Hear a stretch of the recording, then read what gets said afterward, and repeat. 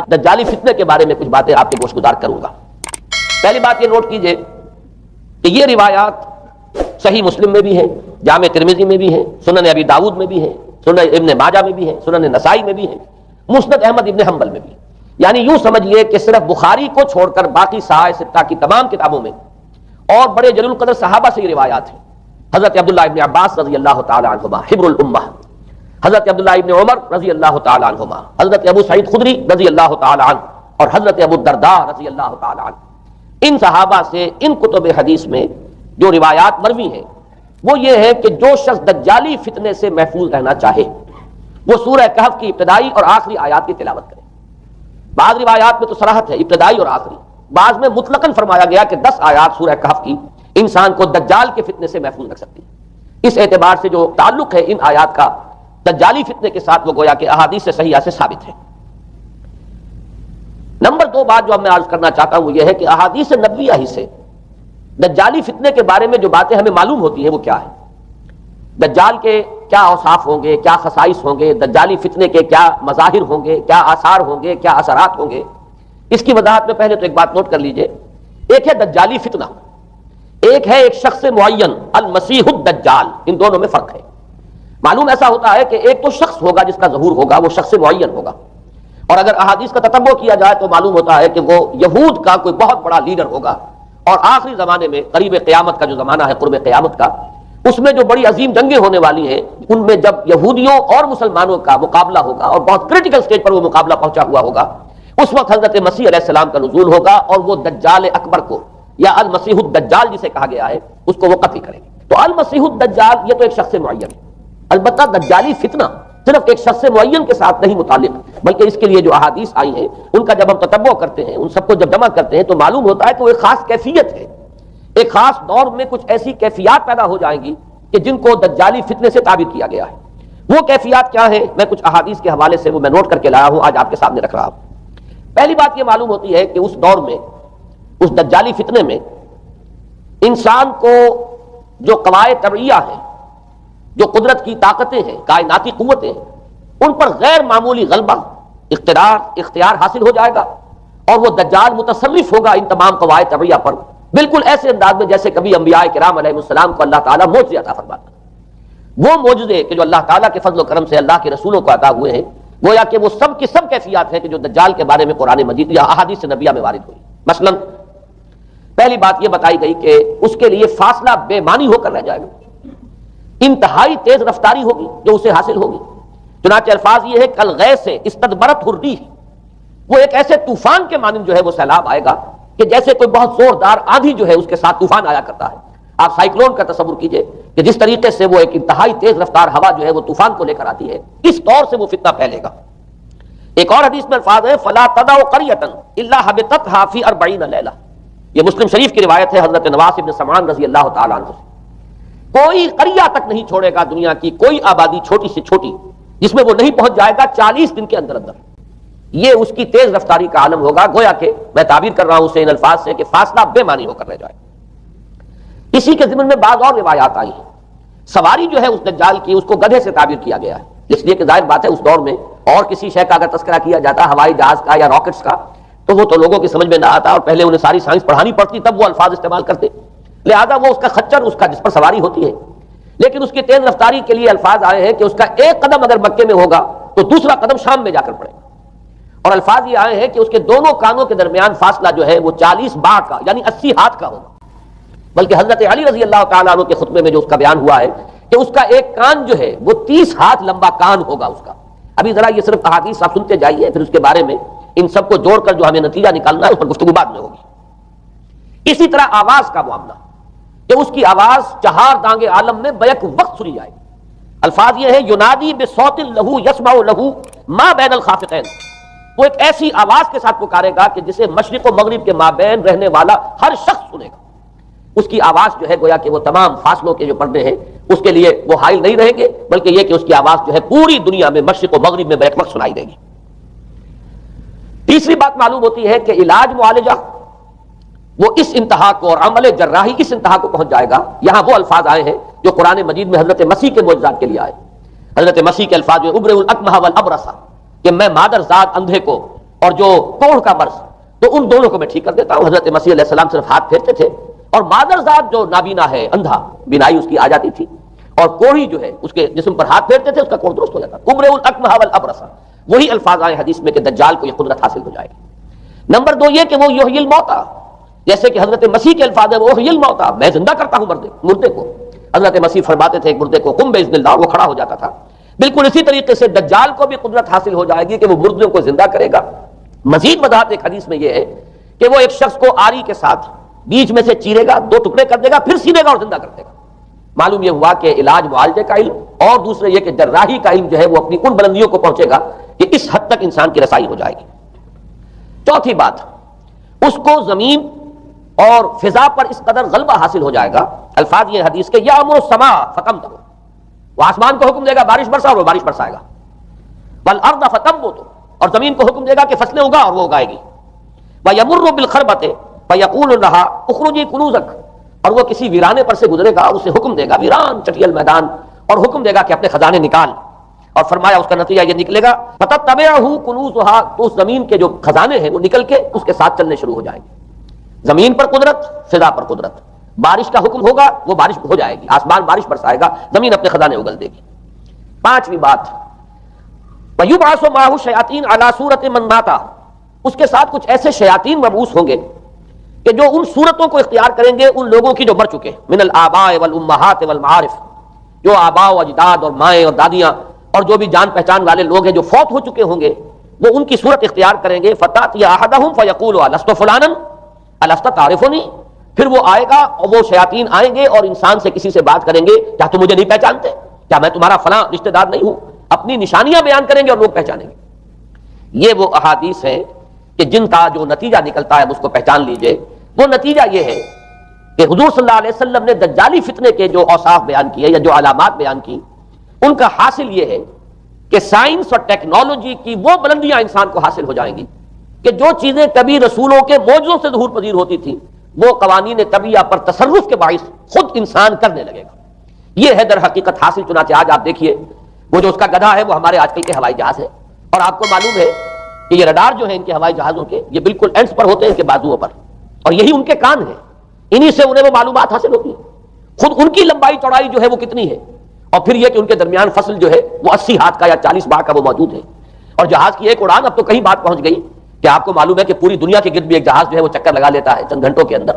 لیکن یہ ہے کہ عام جو رفتار ہے اس میں بھی ایک پڑاؤ سے دوسرے پڑاؤ تک، ایک جگہ سے جس کو ہاپ کرنا کہتے ہیں، یہ بھی کم سے کم 500-700 میل کا عام طور پر سفر جو ہے وہ جہاز طے کر رہا ہے۔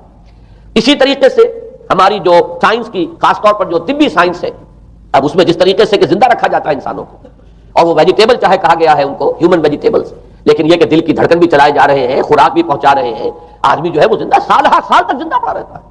اور یہ کہ سرجری بعض جانوروں پر تو یہ بات ہو چکی ہے کہ کاٹے گئے ہیں اور پھر ان کو سی دیا گیا ہے، جوڑ دیا گیا ہے، یہ تمام جو بھی معجزے ہیں اس وقت سائنس دکھا رہی ہے۔ اسی طرح اگر یہ معجزہ دیکھنا ہو کہ زمین لقدق زمین، جہاں کہیں کوئی آثار نہیں تھے کسی ایک پتے تک کے اگنے کے، اگر وہاں لہلہاتے ہوئے آپ کو چمن دیکھنے ہو تو ویسے سب سے پہلے تو یہ معاملہ ہوا تھا اسرائیل نے جو کر کے دکھایا تھا، لیکن اب تو آپ ابو ظبی چلے جائیے، سعودی عرب میں چلے جائیے۔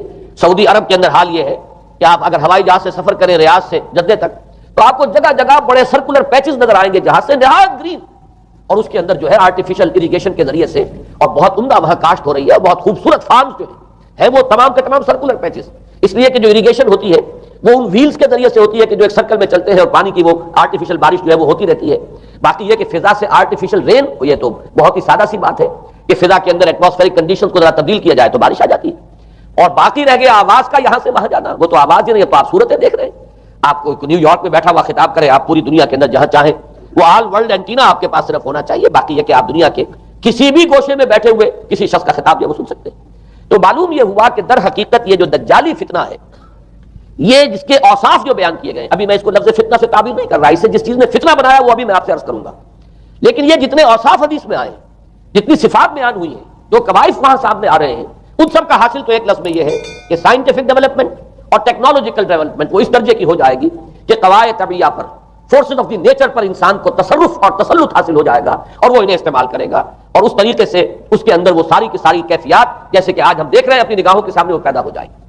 اب سوال یہ ہے کہ اس شے کو فتنہ کس چیز نے بنایا، یہ بات سمجھ لیجیے جہاں تک سائنسی ترقی کا تعلق ہے، تکنیکی ترقی کا تعلق ہے، یہ چیزیں فی الاصل فتنہ نہیں ہے. یہ تو وہ علمہ آدم الاسماء کلھا کا ظہور ہے. اللہ تعالیٰ نے ازل میں حضرت آدم علیہ السلام کو جو صلاحیت عطا فرما دی تھی، یہ ایکسفولیشن ہے اس کا ظہور ہے. جیسے کہ آم کی گٹھلی میں آم کا درخت ہے، لیکن ظاہر بات ہے کہ اس کو درخت بننے میں وقت لگتا ہے. پہلے وہ 2 پتے نکلتے ہیں، پھر وہ بڑھتا ہے معاملہ، کئی سال میں جا کر وہ درخت جو ہے وہ جوان ہوگا، وہ پھل دے گا. اسی طریقے سے یوں سمجھیے کہ بالقوہ وہ علم حضرت آدم علیہ السلام کو دے دیا گیا، یعنی وہ صلاحیتیں ودیت کر دی گئیں، وہ فیکلٹیز، سمع اور بصر اور فؤاد، دیکھو سنو نتیجہ نکالو اور آگے بڑھو. آپ نے چیز دیکھی، ایک سنی، نتیجہ نکالا، اس کو نوٹ کیا، آگے بڑھے، پھر کوئی چیز دیکھی، پھر کوئی سنی، اپنے سابق جو نتیجہ آپ نے نکال کر محفوظ کیا تھا اپنی میموری میں، اس کے ساتھ اس کو ٹیلی کیا، کوئی اور نتیجہ نکالا ہے اور آگے بڑھے. تو یہ تو سٹیپ بائی سٹیپ، قدم با قدم انسانی علم آگے بڑھ رہا ہے. یہ ہرگز فتنہ نہ ہوتا، میرے الفاظ پر توجہ کیجئے، اگر اس کے ساتھ متوازن طور پر ایمان اور روحانیت کا ارتقا بھی ہوتا رہتا. اگر اس کے ساتھ اللہ کی معرفت، اللہ کی محبت، آخرت کا ایمان، منزل انسان کی جو ہے وہ آخرت ہے، دنیا نہیں ہے، اگر یہ چیزیں ساتھ کے ساتھ ہوتی تو یہ ہرگز فتنہ نہیں. فتنہ در حقیقت اسے جس نے بنایا ہے وہ یہ ہے کہ کچھ ایسے اسباب ہوئے ہیں، اور وہ اسباب آج مجھے بیان کرنے کہ در حقیقت موجودہ عیسائیت اس کا سب سے بڑا سبب ہے. اس کے نتیجے میں ایک بہت بڑا گیپ ہے، اپالنگ گیپ ہے، بڑا مہیب خلا ہے، بڑی وسیع خلیج ہے جو حائل ہو چکی ہے کہ ایمان اور روحانیت ختم ہوتے چلے گئے اور یہ ٹیکنیکل اور سائنٹیفک ڈیولپمنٹ بڑھتی چلی گئی. ان دونوں کے درمیان جو مہیب خلا پیدا ہوا ہے اس نے اسے فتنہ بنا دیا ہے، اور عظیم ترین فتنہ بنا دیا ہے. ورنہ اگر اس کے ساتھ ہی اللہ پر ایمان، آخرت پر ایمان، اور انسان کے اندر ایمانی کیفیات، اس کی روحانی کیفیات اگر یہ بھی برقرار رہتی، بلکہ اس کے ساتھ متوازن طور پر ان کو ترقی کرنا چاہیے تھی، تو یہ ہرگز فتنہ نہیں ہے. تو پہلی بات یہ سمجھ لیجئے کہ اگرچہ دجالی فتنے کے جو صفات، اس کے اوصاف، اس کی علامات، اس کے مظاہر جو بھی حدیث کے ذریعے سے ہمیں معلوم ہے، جس کا میں نے ابھی آپ کے سامنے تذکرہ کیا، وہ سب در حقیقت تعبیر ہے. اس دور کا جو محاورہ ہے، اس دور کی جو زبان ہے، اس دور میں جن الفاظ سے گفتگو کی جا سکتی تھی، اس دور کے ایڈیم میں آج کی جو سائنٹیفک اور ٹیکنالوجیکل ترقی ہے، گویا کہ اس کی تعبیر کی گئی ہے کہ وہ دجالی فتنہ ہوگا. لیکن اس شے کو فتنہ بنانے والی شے در حقیقت یہ ہے کہ ایک بہت بڑی خلیج حائل ہو چکی ہے ایمان اور روحانیت، اور دوسری طرف سائنٹیفک اور ٹیکنالوجیکل ڈیولپمنٹ میں ان دونوں کے درمیان اتنا بود اور فصل پیدا ہو گیا ہے کہ جس کی وجہ سے اس نے فتنے کی شکل اختیار کی. اس کا سبب کیا ہے، آج ہمیں اس پر غور کرنا ہے. دیکھیے حضرت مسیح علیہ السلام کا دین، اور جیسا کہ میں نے عرض کیا ہے سورہ کہف کے پہلے رکوع میں تذکرہ انہی کا ہو رہا ہے، وَيُنذِرَ الَّذِينَ قَالُوا اتَّخَذَ اللَّهُ وَلَدًا مَا لَهُم بِهِ مِنْ عِلْمٍ وَلَا لِآبَائِهِمْ كَبُرَتْ كَلِمَةً تَخْرُجُ مِنْ أَفْوَاهِهِمْ يَقُولُونَ إِلَّا كَذِبًا فَلَعَلَّكَ بَاخِعٌ نَفْسَكَ عَلَىٰ آثَارِهِمْ إِن لَّمْ يُؤْمِنُوا بِهَٰذَا الْحَدِيثِ أَسَفًا. ان آیات کا پہلے ترجمہ آپ سن لیجئے. جو پہلی آیات ہے ان کا ترجمہ ہم کر چکے ہیں. کل حمد اس اللہ کے لیے ہے جس نے اپنے بندے پر کتاب نازل فرمائی اور اس میں کوئی کجی نہ رکھی، جو بالکل سیدھی ہے، اور خبردار کرتی ہے ایک ایسی بڑی عظیم اور مہیب جنگ سے کہ جو خاص اللہ کی طرف سے ہوگی، اور بشارت دیتی ہے مومنین کو جو نیک عمل کریں کہ ان کے لیے بہت بڑا اور بہت عمدہ اجر ہے. ماکثین فیہ ابدا، وہ اس میں رہیں گے ہمیشہ ہمیشہ. وَيُنذِرَ الَّذِينَ قَالُوا اتَّخَذَ اللَّهُ وَلَدًا، اب دوہرا کر بات آئی، اور تاکہ خبردار کر دے ان کو جنہوں نے یہ کہا کہ اللہ نے کسی کو اپنا بیٹا بنایا. مَا لَهُم بِهِ مِنْ عِلْمٍ، نہیں ہے ان کے پاس اس کے بارے میں کوئی علم. وَلَا لِآبَائِهِمْ، نہ ان کے آباء و اجداد کے پاس کوئی علم تھا، کوئی عقلی دلیل نہیں، کوئی اللہ کی اتاری ہوئی کسی کتاب میں، اللہ کے اتارے ہوئے کسی صحیفے میں اس کے لیے سند نہیں. وَلَا لِآبَائِهِمْ كَبُرَتْ كَلِمَةً تَخْرُجُ مِنْ أَفْوَاهِهِمْ، بہت بڑی بات ہے کہ جو نکل رہی ہے ان کے منہوں سے. إِن يَقُولُونَ إِلَّا كَذِبًا، نہیں بول رہے یہ، نہیں کہہ رہے یہ مگر جھوٹ. فَلَعَلَّكَ بَاخِعٌ نَفْسَكَ عَلَىٰ آثَارِهِمْ، تو اے نبی صلی اللہ علیہ وسلم شاید کہ آپ اپنے آپ کو ہلاک کر لیں گے ان کے آثار پر. یہ آثار کے لفظ کو میں ابھی جو کتو رکھ رہا ہوں، بعد میں اس کی وضاحت کروں گا. إِن لَّمْ يُؤْمِنُوا بِهَٰذَا الْحَدِيثِ آسَفًا، اگر یہ لوگ ایمان نہ لائے اس حدیث پر، یہ حدیث قرآن، اس پر اگر یہ ایمان نہ لائے، جیسے کہ وہاں فرمایا گیا تھا اگر رحمت خدابندی میں داخل ہونا ہے اے بنی اسرائیل تو یہ شاہدرہ ہے رحمت خدابندی کا قرآن حکیم، آؤ اور داخل ہو جاؤ. یہاں پر ان عیسائیوں کو متنبہ کیا جا رہا ہے اگر وہ اس حدیث پر، یہ حدیث اللہ، اللہ کی کتاب، احسن الحدیث کتاب متشابہہ فبأی حدیث بعدہ یؤمنون، اگر اس اللہ کی حدیث پر، اللہ کی کتاب پر یہ ایمان نہ لائے تو جو ان کے آثار ہوں گے، جو نتائج نکلیں گے، ان پر اے نبی شاید کہ آپ اپنے آپ کو صدمے اور رنج اور غم سے ہلاک کر لیں. یہ ہے در حقیقت وہ آیات کے جن میں تذکرہ ہو رہا ہے عیسائیت کا. لیکن عیسائیت سے مراد کیا ہے اسے سمجھیے.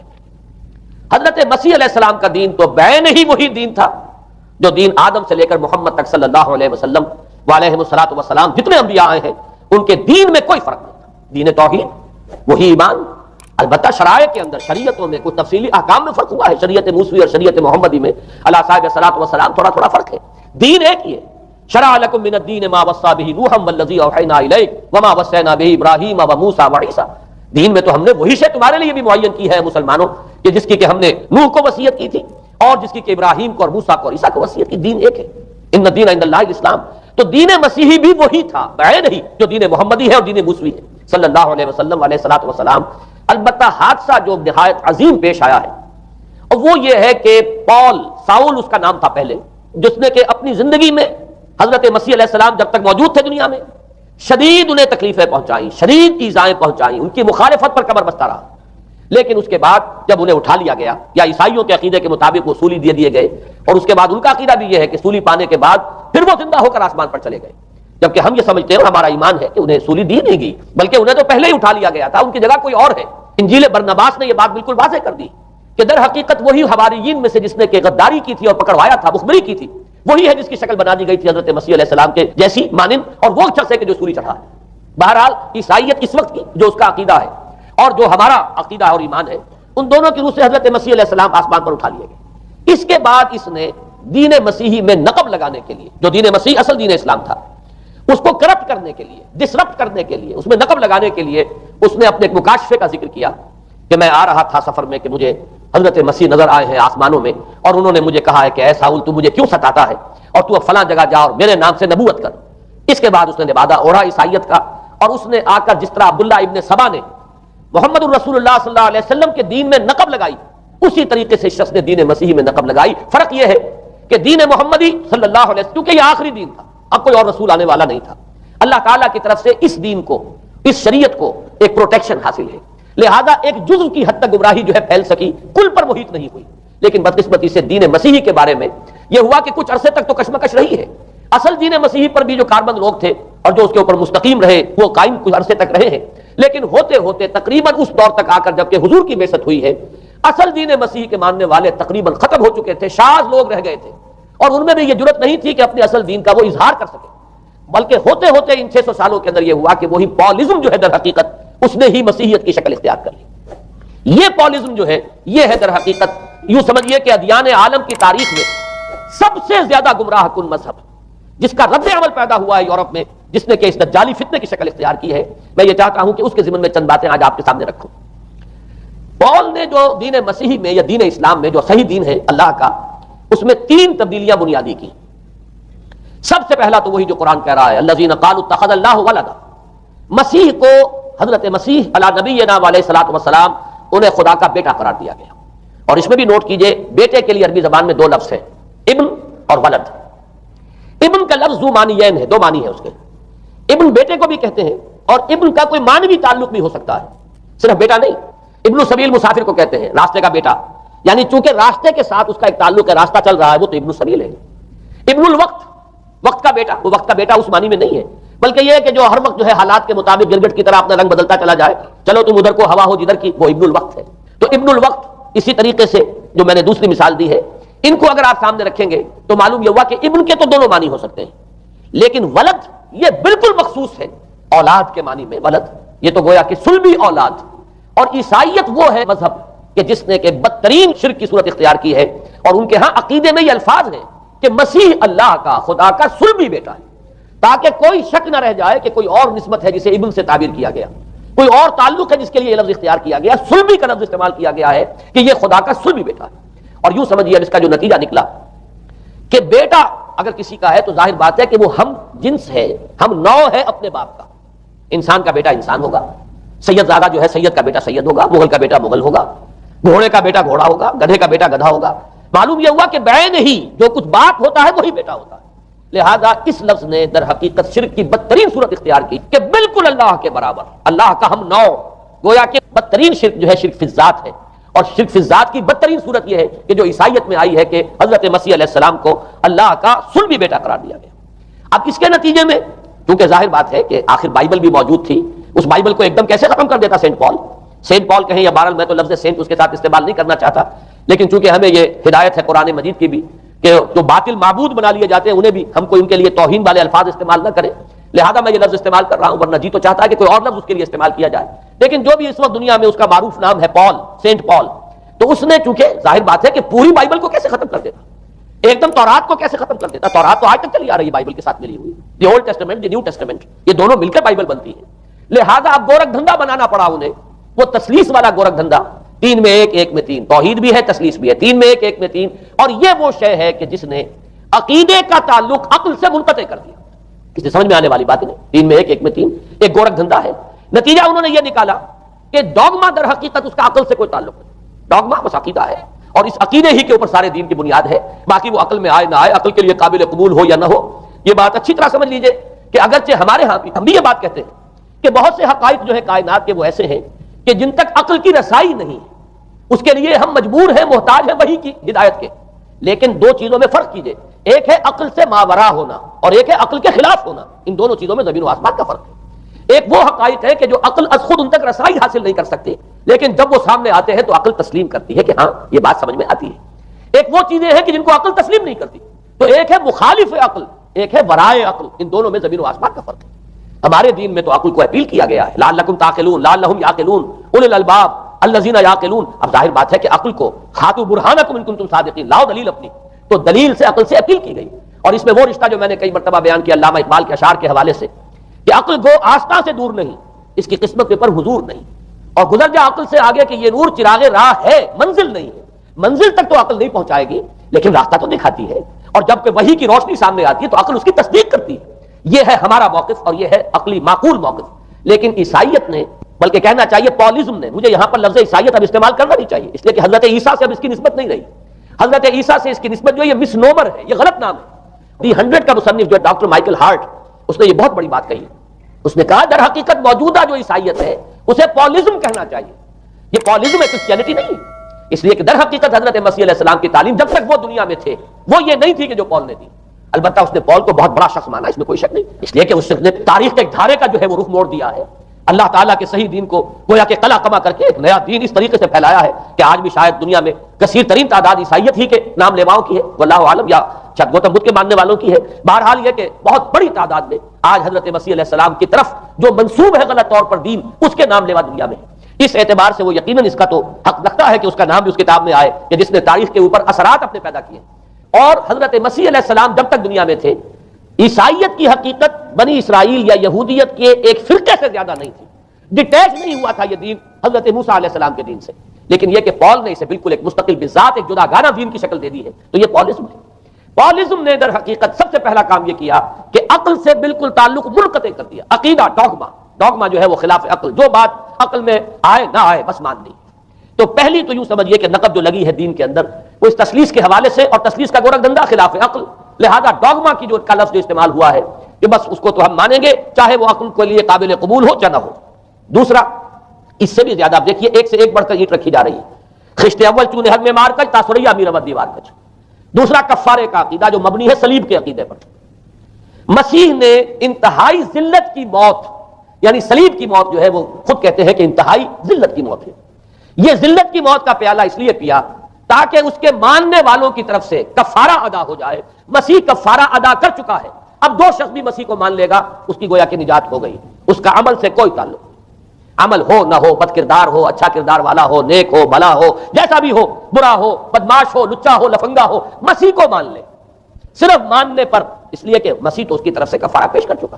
سارے گناہوں کا کفارہ جو ہے مسیح نے انتہائی ذلت آمیز موت جو ہے قبول کر کے گویا کہ اپنے ماننے والوں کے تمام گناہوں کا کفارہ دے دیا. یہ دوسرا عقیدہ. اس کا نتیجہ کیا نکلا؟ تسلیس نے عقل سے تعلق توڑ دیا تھا مذہب کا، اس نے عمل سے تعلق توڑ دیا.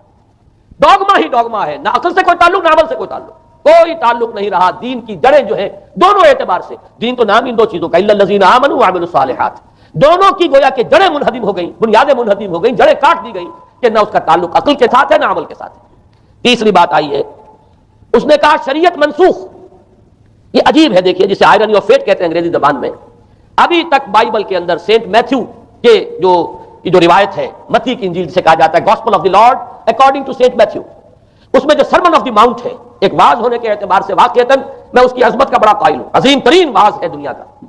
اس کے شروع میں یہ الفاظ موجود ہیں، don't think I have come to destroy لا.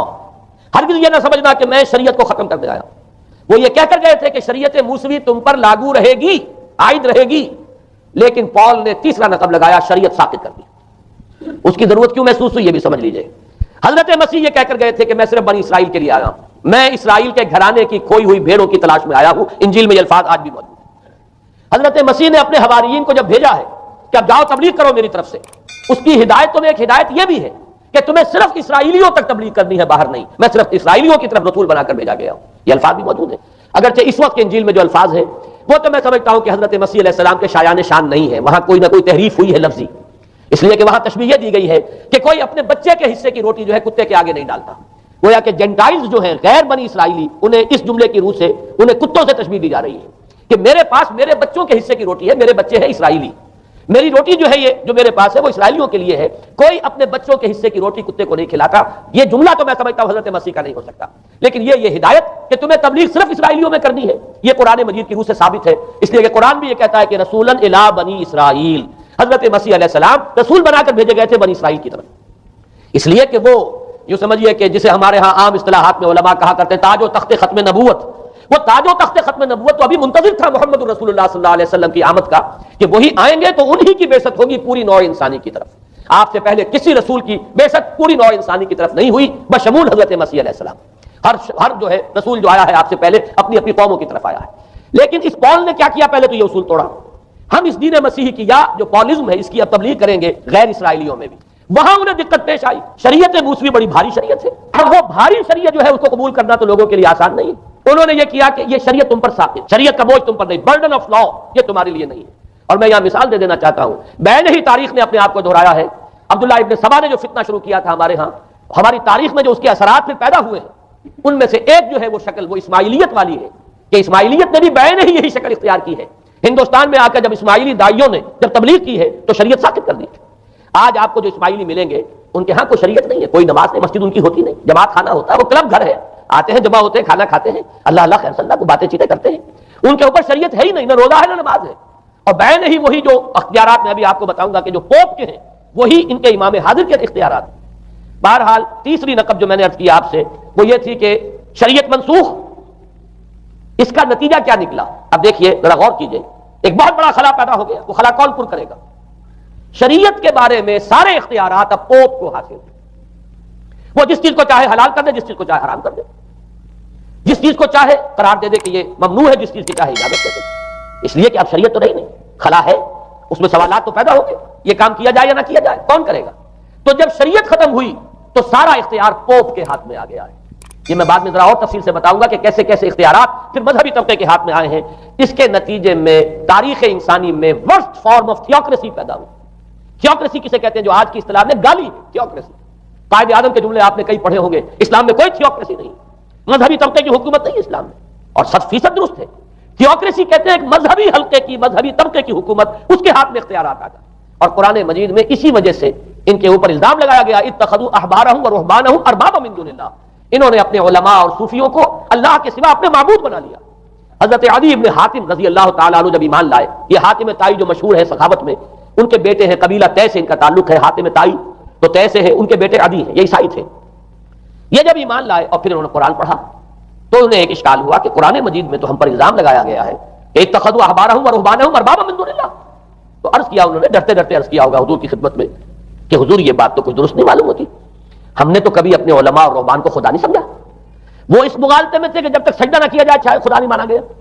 حضور نے پوچھا کیا ایسا نہیں ہے کہ جس چیز کو وہ حلال کہتے ہیں تم حلال مان لیتے ہو، جس چیز کو حرام کہتے ہیں حرام مان لیتے ہو؟ جی ہاں یہ تو ہے، یہی تو فرمایا اربابا من دون اللہ ہے۔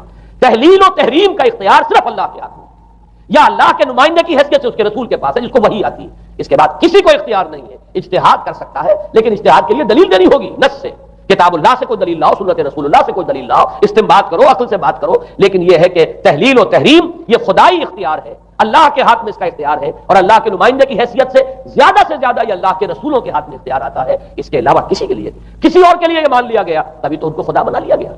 اسی معنی میں آج کی جمہوریت جو ہے وہ بدترین شرک ہے کہ یہاں یہ تسلیم کیا جاتا ہے کہ ساورنٹی جو ہے وہ عوام کی ہے، ساورنٹی آف دی پیپل۔ کیا معنی ہے کہ عوام کے نمائندے جو چاہیں قانون بنا دیں، جس چیز کو چاہیں حلال ٹھہرائیں، جس چیز کو چاہیں حرام ٹھہرائیں، ان کے پاس حلت و حرمت کے جو پورے اختیارات ہیں ان کے پاس آ گئے۔ یہی تو خدائی مقام ہے، خدا کا مقام دے دیا گیا، اس سے بڑا شرک کیا ہوگا؟ در حقیقت حاکمیت غیر اللہ اس دور کا سب سے بڑا شرک ہے۔ تو وہاں یہ حق جو ہے دے دیا گیا علماء کے ایک طبقے کو، پوپ کو، تو گویا کہ تاریخ انسانی کی بدترین تھیوکریسی بدترین مذہبی استبدادی حکومت قائم ہوئی ہے یورپ میں. اس کے حوالے سے میں کچھ تاریخی حوالے بھی اب آپ کے سامنے رکھوں. دیکھیے جب تک پال نے یہ کام شروع کیا ہے تو تقریباً 3 صدیوں تک تو یہ صرف ایک مذہبی تبلیغ کا کام ہوا ہے.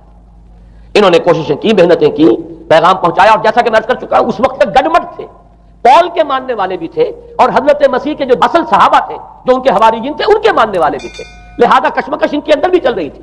لیکن ظاہر بات ہے کہ حضرت مسیح کے اصل حواریین وہ تو اول تو یہ کہ اپنی گفتگو رکھ رہے تھے محدود بنی اسرائیل تک، نمبر 2 یہ کہ انہوں نے تو شریعت کو ساقط نہیں مانا.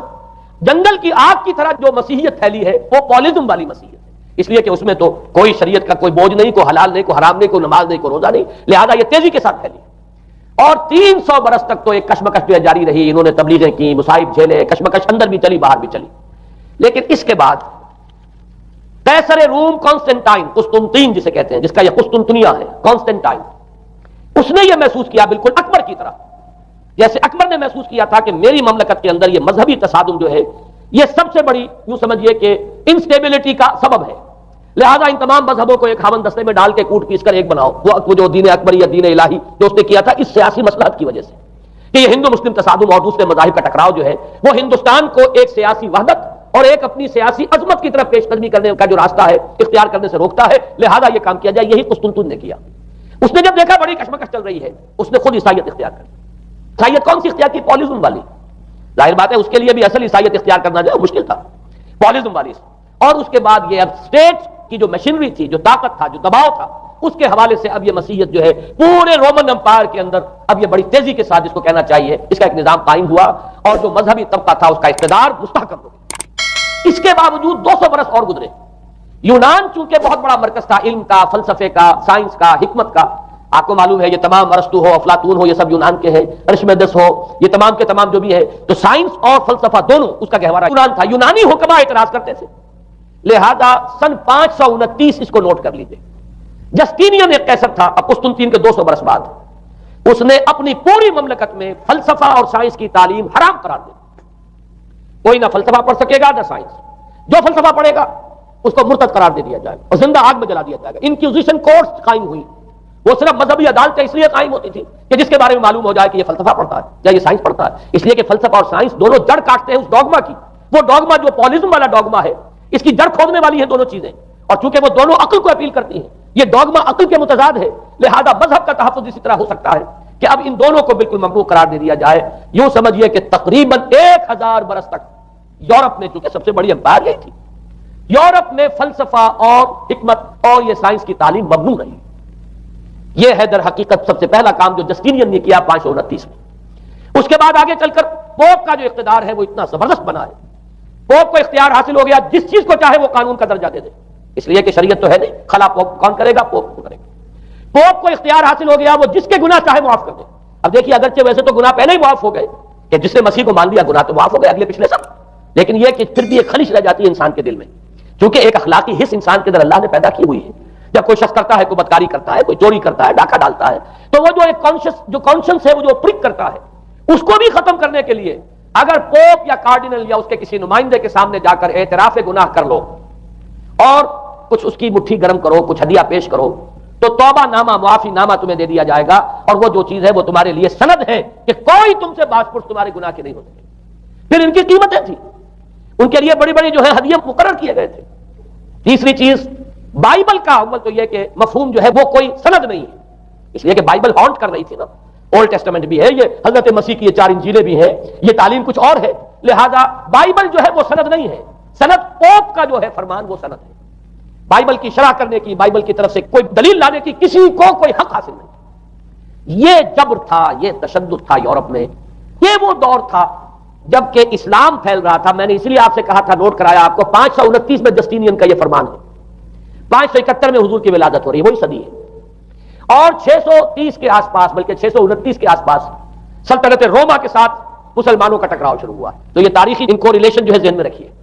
جس وقت مسلمان آئے اور 200-300 برس جو ان کے عروج کے ہیں، اس وقت آپ کو معلوم ہے کہ تقریباً 6 صدیاں ہو چکی تھی کہ یورپ بالکل جس کو کہا جاتا ہے ڈارک ایجز، انتہائی تاریکی، مذہبی جبر اور استبداد، اس کے سوا کچھ نہیں.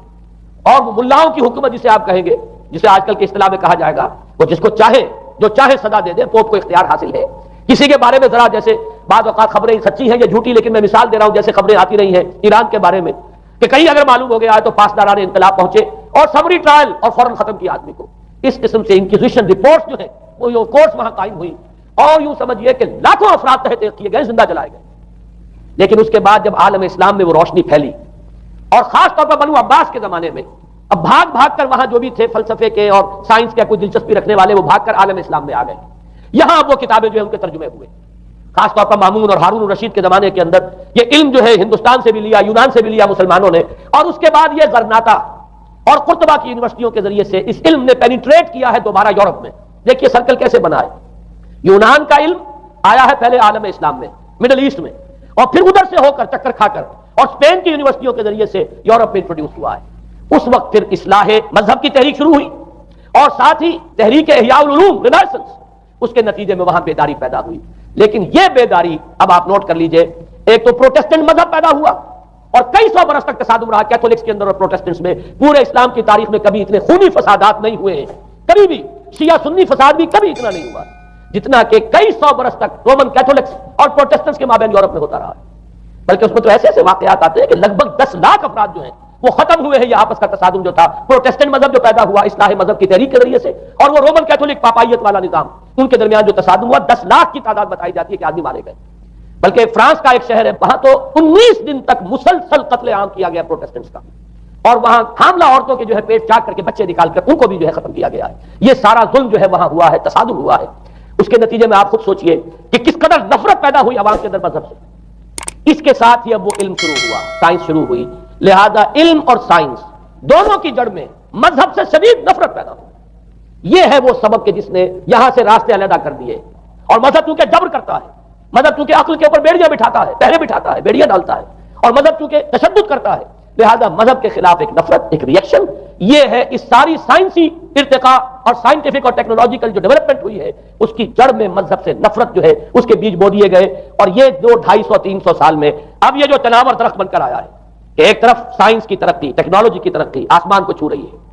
آج انسان چاند کے اوپر تو انسان کے قدم جو ہے پہنچ چکے ہیں، اور آپ کا ایک راکٹ جو ہے وہ پورے تمام سیارے جو ہیں ہمارے سولر سسٹم کے ہیں ان سب کا چکر لگا کر اور وہ اس سے باہر چلا گیا ہے. خلا کے اندر کہاں گیا کچھ پتا نہیں.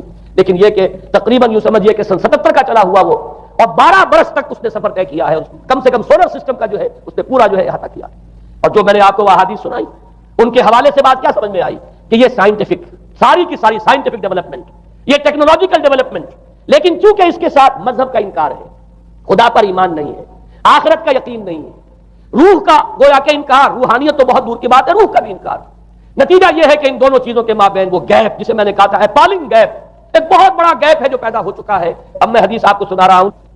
بخاری شریف میں جو روایت ہے حضور نے فرمایا کہ دجال کے ماتھے پر لکھا ہوا ہوگا کافارا، کفر. الفاظ یہ ہے انہو مکتوب بین عینیہ کافارا، علیحدہ علیحدہ، یقرأہ کل مومن کاتب او غیر کاتب. وہ اس طرح نمایاں لکھا ہوا ہوگا کہ ہر شخص اسے پڑھ لے گا، چاہے وہ لکھنے والا ہو چاہے نہ ہو، لکھا پڑھا ہو چاہے نہ ہو. یعنی اس تہذیب کی پیشانی پر کفر لکھا ہوا ہے. مذہب سے دشمنی، مذہب سے بودھ، مذہب سے دوری، مذہب کی ہر چیز کی نفی. آج جو ایک ورلڈ سویلائزیشن ہے، ایک عالمی تہذیب ہے جس کا کہ غلبہ ہے ہمارے اس پورے گلوب پر، اس میں 3 چیزوں کے مقابلے میں 3 چیزوں کی اہمیت ہے. خدا کی اہمیت نہیں ہے، ہوگا، ہم انکار بھی نہیں کرتے لیکن ہم جانتے بھی نہیں کہ ہے کہ نہیں. ہاں اہمیت کائنات کی ہے. غور کرو، کائنات کے قوانین کو سمجھو، ایکسپلائٹ کرو، قوت جو ہے نیچر کی قوت اس کو مسخر کرو، اس کو استعمال کرو. ہوگا خدا ہے یا نہیں ہے، چھوڑو اس بحث کو. اصل اہمیت جو ہے وہ کائنات کی. اسی طرح اصل اہمیت اس جسم کی ہے، مادے کی ہے. روح ہوگی کوئی شے ہمیں نہیں پتا، نہ ہم دیکھ سکتے ہیں، نہ ہم اسے چھو سکتے ہیں، نہ چکھ سکتے ہیں، ہوگی. لیکن یہ کہ اصل جو ہے اہمیت وہ مادے کی اور جسم کی، اس کی فکر کرو. اسی طریقے سے حیات دنیاوی، اصل سے حیات دنیاوی ہے. اس کو بناؤ، سنوارو، بہتر سے بہتر زندگی گزارو، ویلفیئر سٹیٹ ہو، بہت ہی عمدہ ماحول ہو اور ہر چیز کو، لیکن حیات اخروی ہوگی. اب تو آرام سے گزرتی ہے، آخرت کی خبر خدا جانے ہے یا نہیں ہے، اس سے ہمیں کوئی بحث نہیں. 3 چیزوں کے مقابلے میں 3 چیزوں کی اہمیت، یا یوں کہیے کہ 3 چیزوں کے مقابلے میں مقابل کی 3 چیزوں کو بالکل غیر اہم، اس کی طرف کو توجہ ہی نہیں. توجہ کا ارتکاز کائنات پر ہے، ذات باری تعالیٰ پر نہیں. ذات و صفات باری تعالیٰ ایک صرف علمی موضوع ہے، اصل توجہ کی شے کائنات ہے.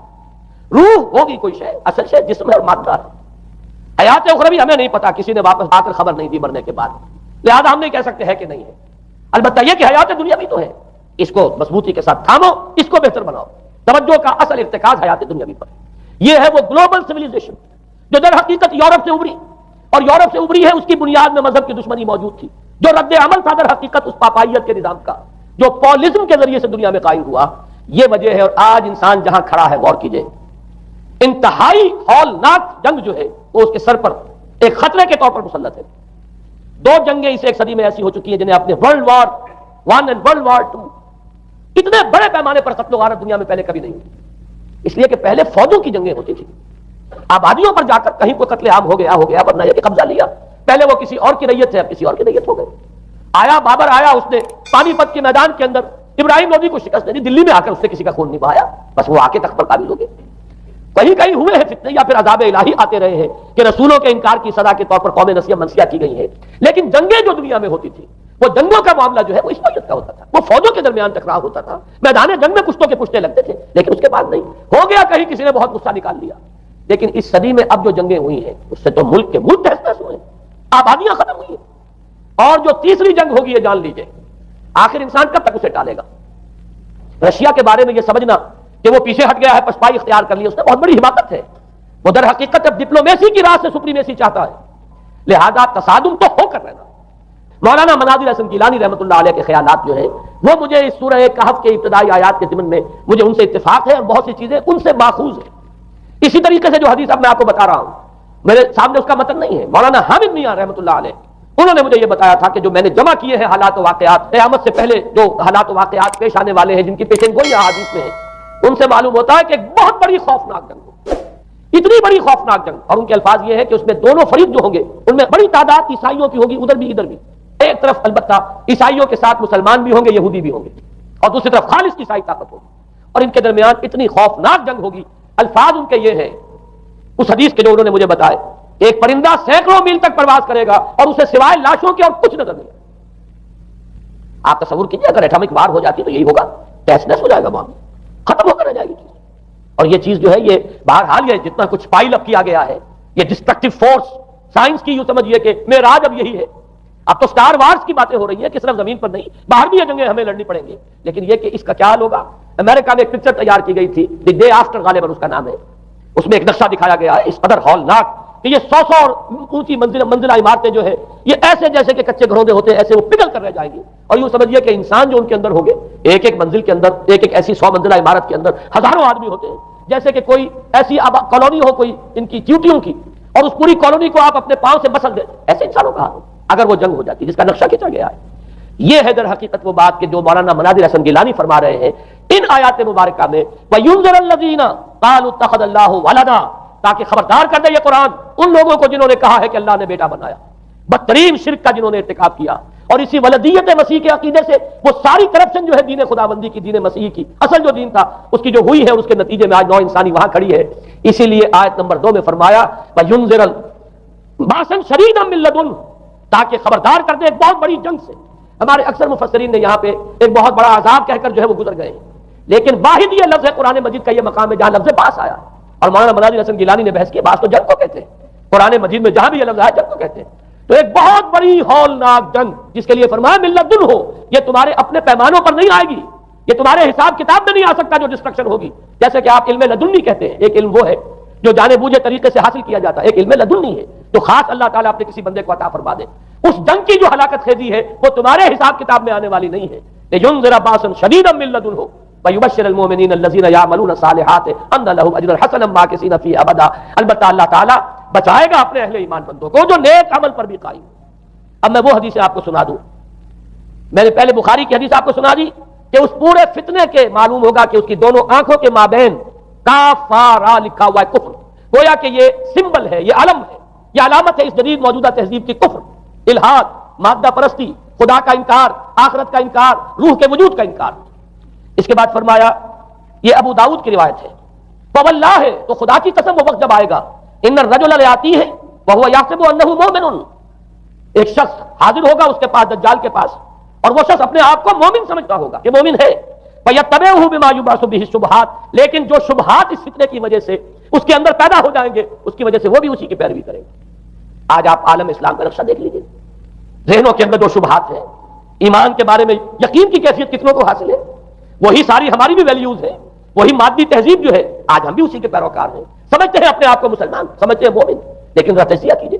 اسی کو میں نے اپنے اس کتاب میں اسلام کی نشرت ثانیہ میں تفصیل سے واضح کیا کہ در حقیقت رگ و پے میں سراج کر گئی ہے یہ تہذیب، بظاہر جو ہے نظر آتا ہے جیسے روئے ارضی پر زمین کے اوپر تو آپ کو کہیں اونچائی نظر آ جائے گی، کہیں نیچائی نظر آ جائے گی، کہیں پانی ہے کہیں خشکی ہے، ذرا اوپر چلے جائیں تو ہوا ہے، ہوا کا غلاف پورے کرۂ ارضی کو اپنے اندر لیے ہوئے۔ یہی حال ہے ہر ملک میں آپ چلے جائیں، نیچے کے لوگوں میں کچھ مذہب نظر آ جائے گا تھوڑا بہت۔ ہندوستان میں بھی اگر کوئی مندروں میں جاتا ہے گھٹیا آدمی جاتے ہیں، بیچارے نیچ لوگ جاتے ہیں، بڑا لوگ آدمی کوئی نہیں جاتا۔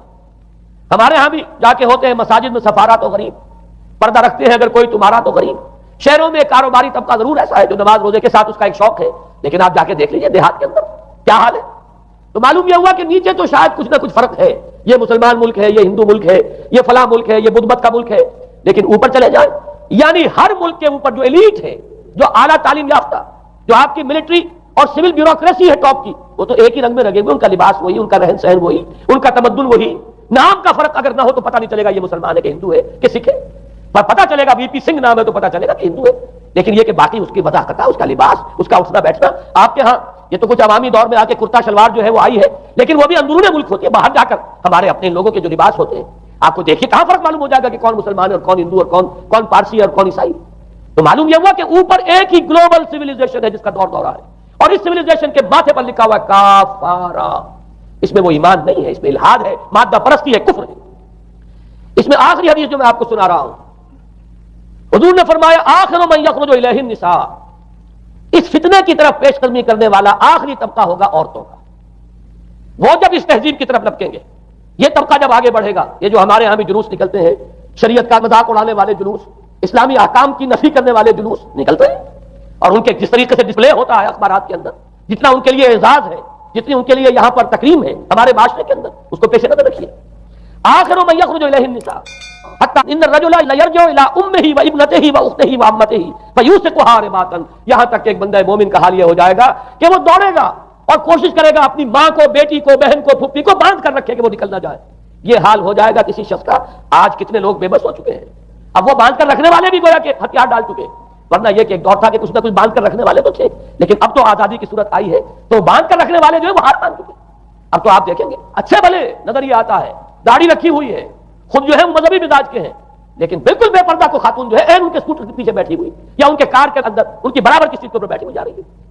بے پردگی، یہ اباحیت، ہمارے اخبارات کا جو حال ہے اس کو دیکھیے۔